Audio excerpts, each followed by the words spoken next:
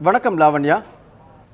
முதல்வர் ஜெயலலிதாவுடைய உடல்நிலை குறித்து மருத்துவர்கள் என்ன கூறியிருக்காங்கிறத சொல்லுங்க. அதிமுக பொதுச் செயலாளரும் தமிழக முதல்வருமான ஜெயலலிதா கடந்த வியாழன் அன்று இரவு 11:30 மணி அளவில் சென்னை 1000 விளக்கில் இருக்கக்கூடிய அப்பல்லோ மருத்துவமனையில் சிகிச்சைக்காக அனுமதிக்கப்பட்டிருந்தார். அவருக்கு காய்ச்சல் மற்றும் உடலில் நீர் சத்து குறைவாக இருக்கும் காரணத்தினால் அவர் மருத்துவமனையில் அனுமதிக்கப்பட்டிருப்பதாக மருத்துவர்கள் தரப்பில் தெரிவிக்கப்பட்டிருந்தது.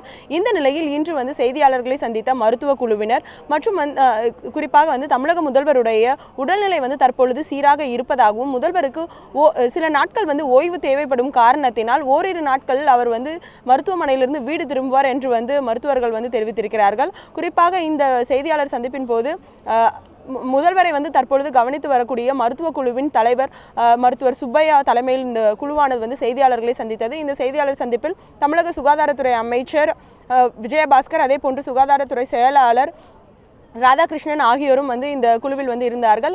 குறிப்பாக இன்று நடைபெற்ற செய்தியாளர் சந்திப்பில் தற்போது முதல்வருடைய உடல்நிலை சீராக இருப்பதாகவும் அவர் காய்ச்சலிலிருந்து பூரணமாக குணமடைந்து விட்டதாகவும் மருத்துவர்கள் தரப்பில் தெரிவிக்கப்பட்டிருக்கிறது. அதே போன்று முதல்வருடைய உடல்நலம் குறித்தும் அதே போன்று அவர் வெளிநாடு பயணம் செய்கிறார் என்பது தொடர்பான தவறான வதந்திகள் பரப்பப்பட்டு வருவதாகவும் அது போன்று எந்தவிதமான ஒரு எண்ணமும் மருத்துவர்களுக்கு இல்லை என்றும் தற்பொழுது முதல்வருடைய உடல்நிலை சீராக இருப்பதாகவும் மருத்துவர்கள் குழு இந்த செய்தியாளர் சந்திப்பில் குறிப்பிட்டிருக்கிறார். அதாவது காய்ச்சல் காரணமாக கடந்த வியாழன் அன்று அனுமதிக்கப்பட்டிருந்த தமிழக முதல்வருக்கு அடுத்த நாள் வெள்ளிக்கிழமை மதியமே காய்ச்சலிலிருந்து அவர் பூரணமாக குணமடைந்து விட்டதாகவும் அவருடைய உடல்நிலை தொடர்ந்து மருத்துவ குழுக்கள் கண்காணிக்க வேண்டும் என்பதற்காகவே தற்பொழுது வரை அவர் மருத்துவமனையில் இருப்பதாகவும் மருத்துவர்கள் தெரிவித்திருக்கிறார்கள்.